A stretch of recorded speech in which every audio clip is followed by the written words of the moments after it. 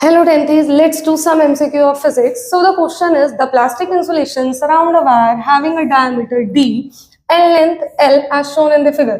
यहाँ पे बच्चा आपको diameter और length given है. आपसे क्वेश्चन में बोल रखा है a decrease in the resistance would be produced by an increase in the.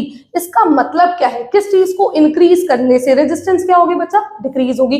उसके लिए मुझे क्या पता होना चाहिए, उसके लिए मुझे पता होना चाहिए रेजिस्टेंस का किस चीज के साथ डायरेक्ट रिलेशन है और किस चीज के साथ इनवर्स रिलेशन है. तो आओ जरा देखते हैं. लेंथ ऑफ द वायर के साथ अगर मैं बात करूं, so resistance is directly proportional to the length of the conductor, direct relation है. डायामीटर की अगर मैं बात करूं, resistance is inversely proportional to the area of cross section. इसी वजह से बच्चा इनवर्सली प्रोपोर्शनल हो गई किसके, डायामीटर के, क्योंकि डायामीटर से क्या होता है बच्चा, एरिया निकलता है हमारा. ठीक है.